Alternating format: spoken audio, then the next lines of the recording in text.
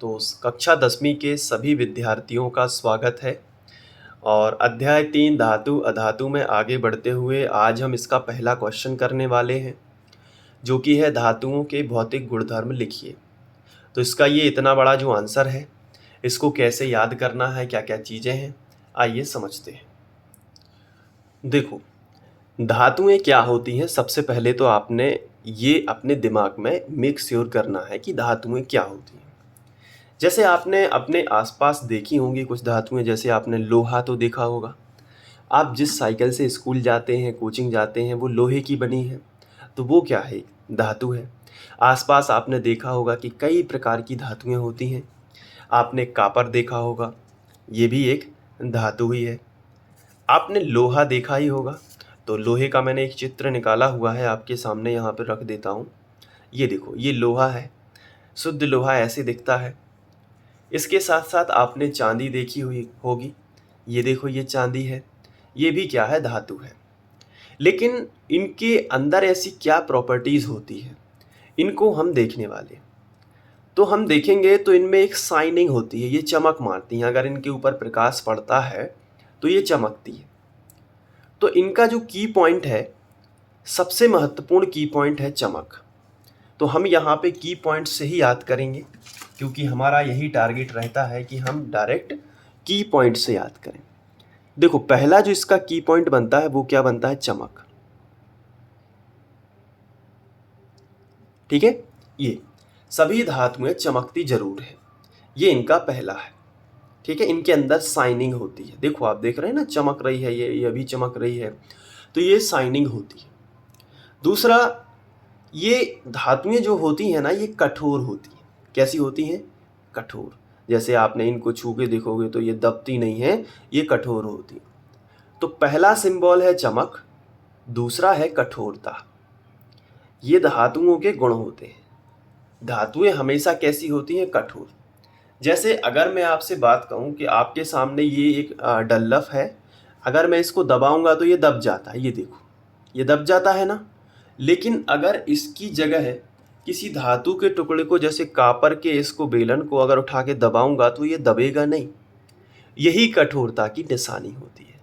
तो धातुएं चमकदार होती हैं, धातुएं कठोर होती हैं। बहुत ही सरल है, इसलिए जल्दी जल्दी याद हो जाएगा। ये धातुएं कैसी होती हैं, कठोर होती हैं।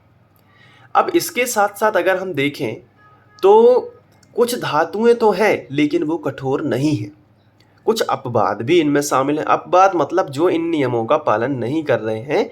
कुछ धातुएं ऐसी हैं जो कठोर नहीं हैं। कुछ धातुएं, जैसे दो धातुएं हैं, सोडियम और पोटेशियम।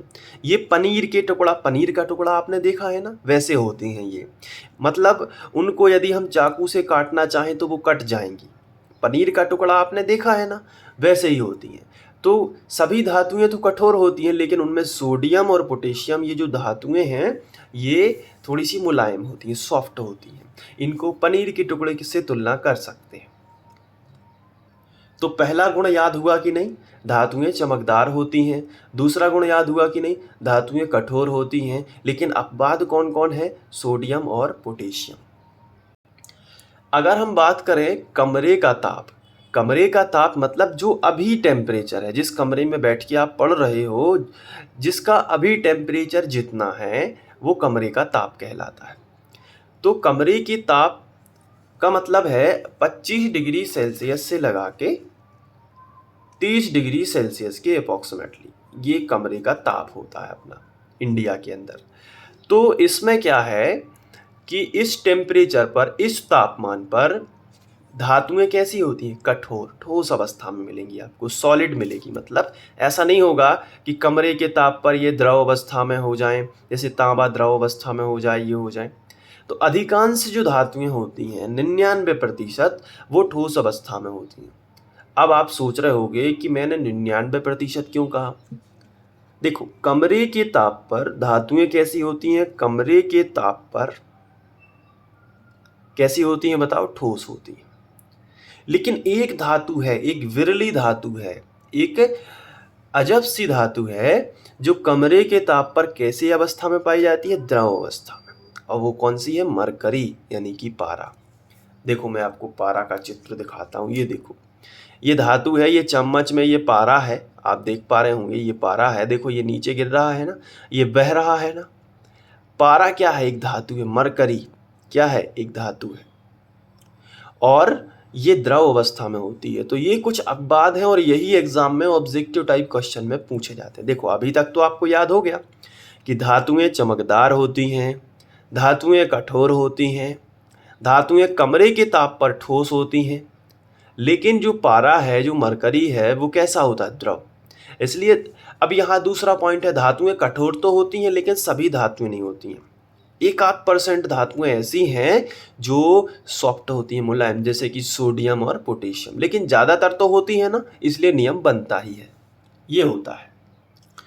अब इसके बाद जो चौथा पॉइंट आता है वो भी काफ़ी ही सरल है, आघात वर्धनीयता। आघात वर्धनीयता, इसका क्या मतलब होता है? आघात वर्धनीयता का मतलब होता है कि धातुएं यदि ठोस अवस्था में हैं, जैसे मान लो कि ये एक धातु का टुकड़ा है, ये धातु का टुकड़ा है, ये ठोस अवस्था में है कमरे के ताप पर, मान लीजिए। अब यदि इसको हम हथौड़े से पीट दें, ऐसा पीट दें, तो क्या होगा? ये फैल के इस तरीके से चादर बन सकती है। जैसे आपने देखा होगा लोहे के चादर जो घरों के ऊपर बिछाए जाते हैं छत बनाने के लिए, वो लोहे के होते हैं, तो उन्हें हम चादर कहते हैं। स्टील के भी होते हैं। तो धातुएं जितनी भी होती हैं उनमें यदि आघात करेंगे, यानी हथौड़े से मारेंगे, तो उनमें वृद्धि होती है, यानी वर्धनीयता होती है। तो सभी धातुएं आघात वर्धनीय होती हैं, मतलब उनको हथौड़े से पीटोगे तो वो चादर बन जाएगी। लेकिन अगर मिट्टी का एक टुकड़ा लेकर आ जाओ इसी तरीके का और उसको पीटो, तो क्या वो चादर बन जाएगा? ऐसा फैलेगा?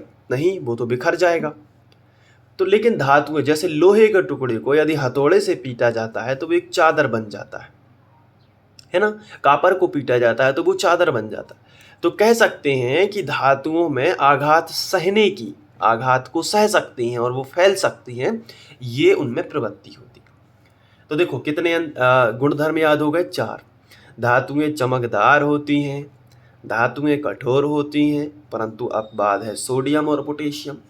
धातुएं कमरे के ताप पर कैसी होती हैं? ठोस होती हैं, परंतु अपवाद क्या है? मरकरी। धातुएं आघात वर्धनीय होती हैं, मतलब उनको मारोगे तो वो फैल जाएंगी, उनको हथौड़े से पीटोगे तो वो क्या हो जाएंगी? फैल जाएंगी। और 5वां, इनमें तन्यता का गुण भी होता है। तन्यता, ये क्या है? तन्यता मतलब खींच खींच के तार बनाए जा सकते हैं इनके। जैसे तांबे के तार आपने देखे होंगे, तो वो कैसे बने हैं? धातुओं के अंदर धातुओं को खींचा गया है तो उससे क्या बन गए? तार निकल आए। मिट्टी को खींचोगे तो वो कनेक्शन तोड़ देगी यहाँ पे, मतलब उनका कनेक्शन टूट जाएगा। लेकिन अगर यहाँ से तांबे को इस तरीके से किसी उपकरण से खींचते हो तो वो तार के रूप में खिंचता जाएगा, मतलब उसको थोड़ा सा गर्म करेंगे फिर उसको खींचेंगे तो वो खिंचता जाएगा। तो तन्यता का गुण भी होता है। इसके साथ साथ अगर हम देखें तो धातुओं में विद्युत चालकता होती है, मतलब वो धातुओं में विद्युत और ऊष्मा दोनों चालक होती हैं। विद्युत की और ऊष्मा की दोनों चालक होती हैं। जैसे कि आपने देखा होगा कापर, इलेक्ट्रिसिटी, जो कि मैंने अभी आपको चित्र दिखाया, इसमें से विद्युत धारा बहती है, बह सकती है। कापर वायर बहुत अच्छा विद्युत का चालक होता है। एल्यूमिनियम होता है, चांदी होती है, जैसे कि मैंने आपको चांदी का चित्र भी दिखाया था। ये देखो, ये चांदी है, इसमें से भी करंट बहती है। तो ये है विद्युत और ऊष्मा के चालक भी होती हैं, धातुओं का एक मुख्य गुण होता है। इसके साथ साथ धातुओं की जो गलनांक होते हैं, गलनांक मतलब ये ज़्यादा टेम्परेचर पर पिघलती हैं। जैसे मान लो लोहे के टुकड़े को हमें द्रव अवस्था में बदलना है। एक लोहे का टुकड़ा है, उसको हमें पानी बनाना है, मतलब उसको लिक्विड फॉर्म में बनाना है, तो इसको हमें गर्म करना होगा। क्या करना होगा? गर्म।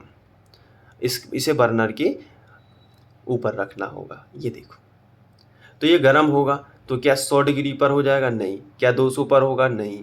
इसको गर्म करते जाओ, गर्म करते जाओ, जब ये 1600 डिग्री तक पहुंच जाएगा। लोहे का टुकड़ा, किसका टुकड़ा है ये? लोहे का टुकड़ा। जब गर्म करते करते ये 1600 डिग्री सेल्सियस तक पहुंच जाएगा, तब ये द्रव अवस्था में आ जाएगा। तो इतना अधिक गलनांक है इसका, और इसको उबालना है, मतलब इसका क्वथनांक तो और ज़्यादा होगा, 2000 डिग्री सेल्सियस, मतलब ये उबलने लगे।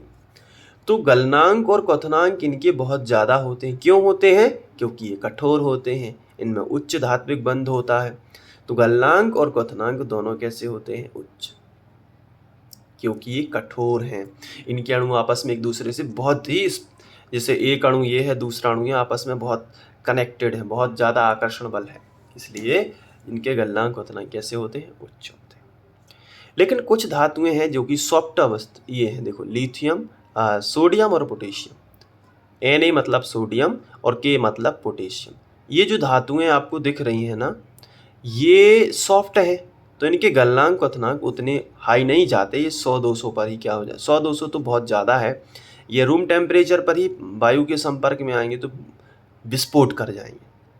मतलब इनके गलनांक क्वथनांक बहुत ही निम्न है। क्यों है निम्न? क्योंकि ये कठोर नहीं है, सीधा सा मतलब है। जो धातु जितनी अधिक कठोर होगी उसके गलनांक क्वथनांक उतने ही अधिक होंगे। अब ऐसे यहाँ पे तो बताया है कि सोडियम पोटेशियम सॉफ्ट हैं, तो ये जल्दी उबल जाएंगे, ये जल्दी द्रव अवस्था में आने लगेंगे। मतलब कम टेम्परेचर पर ही ये, इनके गलनांक क्वथनांक काफ़ी निम्न है, जल्दी ही ये विकृत हो जाते हैं। अब इसके बाद जो 8वां पॉइंट है उसको भी देख लेते हैं। अगर जो धातुएं हैं अगर किसी कठोर सतह से टकराती हैं, कठोर सतह से टकराती हैं तो ये ध्वनि उत्पन्न करती हैं। ध्वनि, जैसे आप मंदिर जाते हो तो वहाँ पे घंटी बजती है, तो वो जो आवाज़ होती है, धातु कठोर सतह से टकराई, धातु धातु से भी टकराती है तो भी ध्वनि उत्पन्न होती है। तो एक मतलब हम कह सकते हैं कि जो धातुएं होती हैं वो ध्वनिक होती हैं। ध्वनिक एक गुण होता है, ध्वनिक, जो कि आपकी बुक में लिखा है। तो धातुएं कैसी होती हैं? ध्वनिक होती हैं। तो ये अंतर याद होते हैं। देखो, धातुएं चमकदार होती हैं, धातु, देखो ये की पॉइंट्स बस याद कर लेना, तो पूरा नोट्स का याद करने की जरूरत नहीं है, की पॉइंट बस याद कर लो, अपने आप ही पॉइंट्स आते आते जाएंगे, हमेशा ऐसे ही याद किया करो। इसके बाद जो 9वां है उसको देख लेते हैं। 8वें के बाद 9वां आता है, ये ध्वनिक होती है।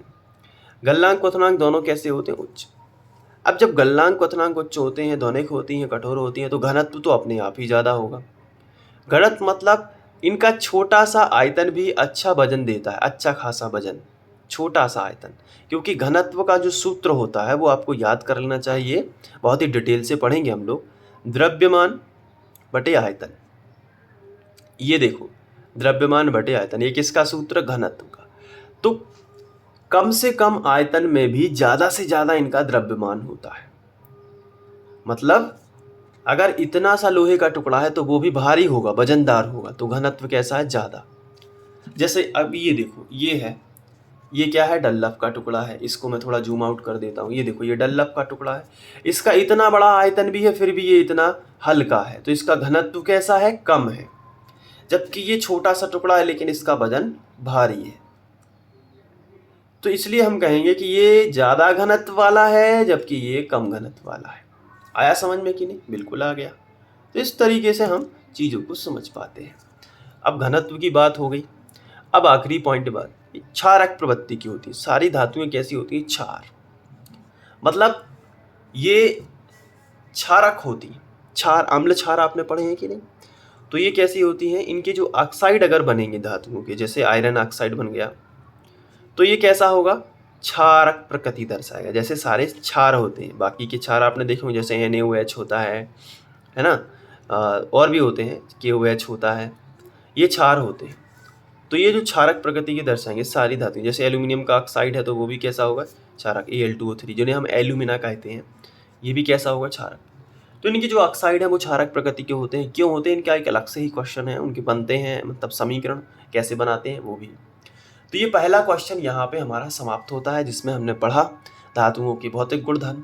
इसमें आपको लिखना, धातुएं चमकदार होती हैं, धातुएं कठोर होती हैं, परंतु अब बात है सोडियम पोटेशियम, ये सॉफ्ट होती हैं यानी मुलायम होती हैं। धातुएं कमरे के ताप पर ठोस होती हैं। आघात वर्धनीयता तन्यता होती है, मतलब आघात वर्धनीयता का गुण होता है, तन्यता का गुण होता है, विद्युत या ऊष्मा की चालक होती हैं। गलनांक क्वथनांक उच्च होते हैं। कठोर ध्वनि, किसी कठोर सतह से टकराने से ध्वनि उत्पन्न करती हैं धातुएं। इनके घनत्व उच्च होते हैं, घनत्व ज़्यादा होते हैं। और ये इनके जो ऑक्साइड होते हैं वो कैसे होते हैं? क्षारक। इनके जो ऑक्साइड है वो होते हैं क्षारक, ये नहीं होते, इनके ऑक्साइड जो होते हैं वो होते हैं क्षारक। तो ये जो पहला क्वेश्चन है, अब आप इसको अच्छे से याद कर सकते हैं, इसका स्क्रीनशॉट ले लीजिएगा।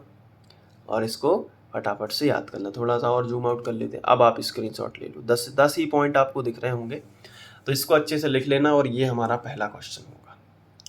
उम्मीद है समझ में आ गया होगा। अब इसके बाद हम लोग करेंगे इसका दूसरा क्वेश्चन, जो कि अधातुओं के बारे में बात की गई है, तो इसको भी देख लेंगे। स्क्रीनशॉट ले लिया, ठीक है। इसके बाद मिलते हैं नेक्स्ट वीडियो लेक्चर में। Thank you.